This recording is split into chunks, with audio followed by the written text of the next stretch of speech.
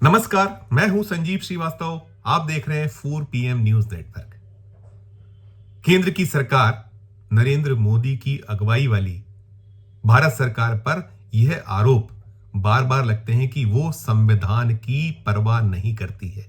उसमें बैठे जो जिम्मेदार लोग हैं, उन्हें ना तो संविधान की कोई चिंता और ना ही वहां लोकतंत्र ही जीवित है। हालांकि केंद्र की सरकार, उसमें बैठे जो चाहे प्रधानमंत्री हो या उनका बाकी कुनबा है, सिरे से नकारता है और इसे लेकर बार बार आरोप प्रत्यारोप, दावे प्रतिदावों का दौर चलता है। लेकिन सच्चाई किसी से छुपी हुई नहीं है कि वास्तव में संविधान की स्थिति देश में क्या है, उसके जो सिद्धांत हैं, उसके जो अधिकार हैं, कैसे उसकी अनेक अवसरों पर जो धज्जियां उड़ती हैं और केंद्र की सरकार, उसमें बैठे जो पैरोकार हैं, मूक दर्शक बने देखते हैं। आते रहते हैं मामले मसले सामने और इसे लेकर तो विपक्ष इतना मुखर है कि कोई मौका नहीं छोड़ता, चाहे सड़क हो या संसद, संसद हो या सड़क, हर अवसर पर इस मामले को लेकर जमकर घेराबंदी की जाती है और बहुत सारे इसके उदाहरण हैं। प्रधानमंत्री नरेंद्र मोदी बहुत ऐसे मसले, बहुत ऐसे मामले हैं, चाहे वो राष्ट्रीय स्तर के हों या अंतर्राष्ट्रीय मंच से जुड़े मामले मसले, चुप्पी साध लेते हैं, खामोशी अख्तियार कर लेते हैं, जहां निश्चित तौर पर साफ प्रतीत होता है कि यहां भारत का जो सिर है वो गर्व से ऊंचा नहीं रह पा रहा है। मणिपुर का मामला मसला ले लीजिए। 2 साल बाद जाकर अब वहां इस्तीफा हुआ है मुख्यमंत्री को। क्यों हुआ, किन परिस्थितियों में हुआ, सारा देश जान रहा है। ये तो एक बात हुई, लेकिन दूसरी बात, जो लोकतंत्र की जब बात करते हैं तो लोकतंत्र का आलम यह है कि जो भारतीय जनता पार्टी कुनबा है, भारतीय जनता पार्टी जो दल है, अब तो ये मोदी और शाह की बीजेपी है और सब कुछ बदल चुका है। अब ये अटल आडवाणी का दौर नहीं है कि आइए और खुले मंच से अपनी बात कह दीजिए, कर लीजिए, और यदि आप केंद्रीय जो मंत्रिमंडल है उसमें है या राज्यों की सरकारों में आपके पास कोई अहम महत्वपूर्ण पद है, या आप राज्य की इकाइयां भारतीय जनता पार्टी की हो, या जो राष्ट्रीय नेतृत्व या राष्ट्रीय इकाइयां होती हैं, राष्ट्रीय इकाई है, वहां आपकी कोई अहम जिम्मेदारी मिली हुई है, तो आप खुलकर बोलिए। और कम से कम जो पार्टी फोरम, पार्टी मंच होता है, वहां तो बोलने की आजादी थी ही, और अनेक अवसरों पर जब देश हित का मामला हो या कोई और ऐसे मसले मुद्दे हों तो भी बोला जा सकता था।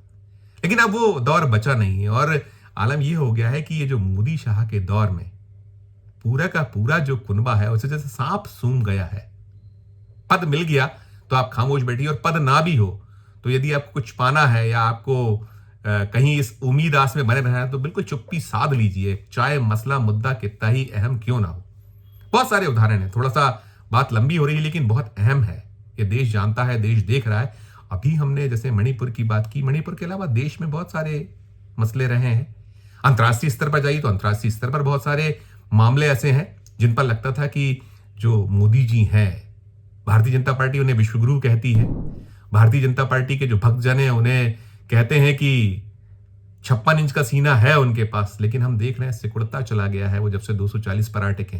और अभी जो कुछ हुआ, जब वो अमेरिका से अप्रवासी भारतीयों को जो अवैध रूप से गए हुए थे, उन्हें जब जंजीरों में जकड़कर, बेड़ियों में हथकड़ियां लगाकर भेजा गया हिंदुस्तान, तो पूरी दुनिया ने देखा कि ये कैसा भारत है। 143 करोड़ का देश जिसे लेकर बहुत दावे होते हैं, वहां उस देश के प्रधानमंत्री, उस देश की सरकार कुछ नहीं कर पाई। और विपक्ष ने जरूर कंडेम्ड किया, और विपक्ष ने कंडेम्ड किया तो जो आरोप आक्षेप होते हैं भारतीय जनता पार्टी के वो करती है। उस पूरे के पूरे मसले मामले पर प्रधानमंत्री चुप्पी साधे हुए। अभी जब अमेरिका की यात्रा वो कर आए तो वहां भी नहीं देखा, पाया, सुना कि कुछ बोल पाए हो। और आज शायद जब ये वीडियो आपके हाथों में होगा तो एक और खैप आ रही है, वहां से अमेरिका से भेजा है, डिपोर्ट किया है वहां से। वो कैसे आएंगे, क्या आएंगे, वो सामने आएगा। लेकिन पहली बार भारतीय जनता पार्टी कुनबे से एक मुखर आवाज सामने आई है, और वैसे वो मुखर आवाज कोई नई नहीं है। उस आवाज को बहुत सुना गया है, उसकी बेबाकी को बहुत सराहा गया है। नाम है उमा भारती। नरेंद्र मोदी कैबिनेट में रही हैं, अटल बिहारी वाजपेयी जी के साथ उनकी काबीना में वो सदस्य रह चुकी हैं, बहुत बड़े बड़े अहम उच्च पदों पर रही हैं, मध्य प्रदेश की पूर्व मुख्यमंत्री हैं। 2003 में सिलसिला उन्हीं की अगुवाई में टूटा था भारतीय जनता पार्टी की। 10 सालों बाद 1993 से 2003 तक जो दिग्विजय सिंह की सरकार थी, उससे कहीं मध्य प्रदेश को उन्होंने मुक्त किया था। और एक धमाकेदार जीत। अब तक जो मध्य प्रदेश में जीतें होती रही हैं भारतीय जनता पार्टी की, उतनी बड़ी जीत ना पहले कभी हुई थी 2003 वाली, और ना उसके बाद हुई।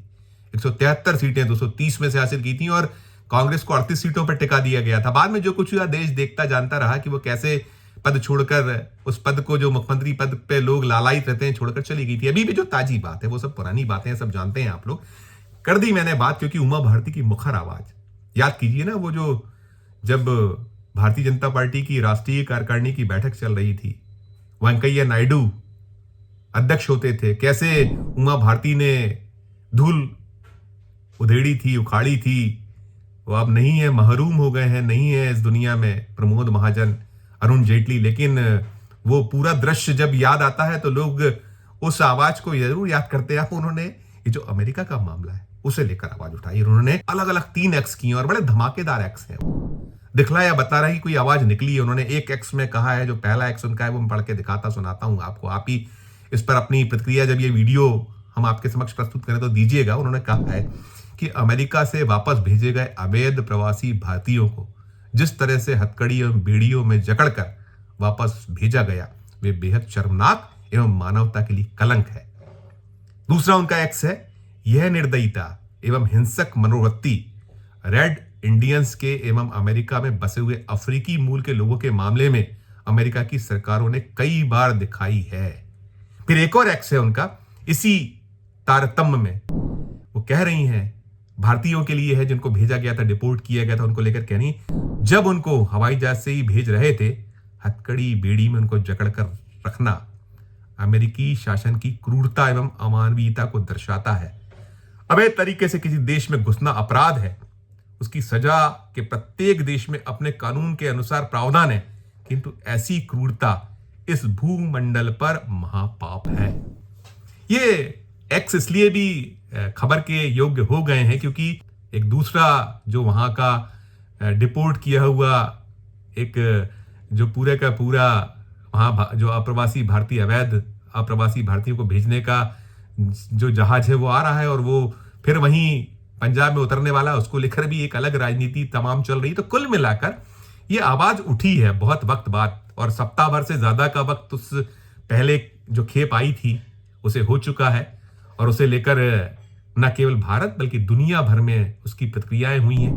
भारत में जो भक्त हैं उन्होंने भी उस जो अमेरिकी एक क्रूरता की जो उमा भारती बात करी, जिसे महापाप बता रही है, उसे लेकर आवाज उठाई थी। एक बहुत मुखरता के साथ में लोगों ने सामने आए थे, और चाहे वो भक्त हों या फिर अंधभक्त, दिल पसीजे थे, मन बदला था और लोगों ने उसको कंडेम्ड किया था। तो अब ये उमा भारती का जो एक्स है, ये 3 एक्स, ये इसे सिग्निफिकेंट माना जाना चाहिए, महत्वपूर्ण है ये इस मौके पर। और उनकी आवाज, जैसे मैंने कहा कि वो मुखर आवाज जो अब यदा कदा उठती है, और वो जो ऐसी अहम बातें होती हैं वो बड़े एक तल्ख अंदाज में कर जाया करती हैं। ये कहीं ना कहीं जो मोदी जी की चुप्पी रही है उस पर एक संकेतों में प्रहार तो माना जा सकता है, इसे कटाक्ष तो माना ही जा सकता है कि कैसी है ये सरकार। अब उमा भारती ये कह तो रही, मैंने कहा ना कि जो अवैध तरीके से किसी देश में घुसना अपराध है, उसकी सजा के प्रत्येक देश में अपने कानून है के अनुसार प्रावधान है, किंतु ऐसी क्रूरता इस भूमंडल पर महापाप है। इतना कहने की हिम्मत आज के तारीख में, अब के दौर में जब मोदी शाह की बीजेपी है, तो उमा भारती ही कर सकती है। बाकी तो ऐसा लगता है कि जितने भी एक रीढ़ हुआ करती थी जिन लीडरों की, नेताओं की, भारतीय जनता पार्टी में अच्छे अच्छे बड़े बड़े नेता हैं, लेकिन अब वो शायद उनका जो जमीर है मर चुका है, या उनकी जो इस दौर में कुर्सी की जो एक जंग है, या जो पावर में रहने का एक जो नशा है, उससे मुक्त हो नहीं पा रहे हैं, यही माना जाएगा। देखिए अब जब आज रात में वो पूरा का पूरा एक दूसरा खेप, दूसरा बेड़ा आएगा, खेप आएगी, तो वहां कैसे कुछ आते हैं, कैसे यहां उतारे जाते हैं उन जो भारतीय थे, अप्रवासी भारतीयों को। और हमने देखा था कि पंजाब में जो पहली खेप आई थी उसे तो कैसे बिल्कुल छुपा के मीडिया से दूर रखकर उन्हें निकाल दिया गया था, लेकिन बाद में खबरें सामने आती रही थी। कहां तक छुपाएगी ये सरकार, निकलता रहा था, कहानियां सामने आती रही थी। तो भले ही अब ये जो दूसरी खेप आ रही है वहां से, उसे आप बिल्कुल बाला बाला चुपके ले जाइए, मीडिया से दूर ले जाइए, लेकिन जो लोग हैं, जो हिंदुस्तानी हैं, वो अपनी कहानी को बयां तो जरूर करेंगे।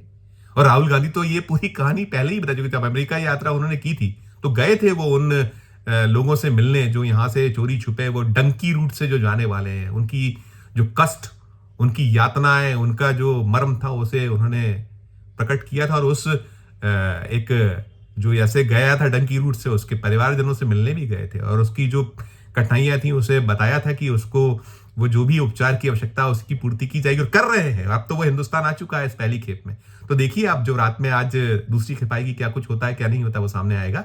लेकिन जो उमा भारती की मुखरता है वो काबिले गौर है। और क्या कुछ टिप्पणी आपकी उमा जी को लेकर है, उमा जी ने जो मुखरता दिखाई है। और दूसरे जो भारतीय जनता पार्टी में नेता जो जिनकी रीढ़ होती थी अब वो रीढ़ विहीन से हो गए, चुप्पी साध गए हैं इस दौर में। जरूर टिप्पणी कीजिएगा हमारे वीडियो के कमेंट बॉक्स में जाकर, और अच्छी लगे खबर तो हमारे चैनल को लाइक कीजिएगा, सब्सक्राइब कीजिएगा, ज्वाइन का बटन दबाया तो ज्वाइन का बटन भी जरूर दबाइएगा। प्यार और स्नेह बनाए रखिए और देखते रहिए 4 PM न्यूज नेटवर्क। धन्यवाद, नमस्कार।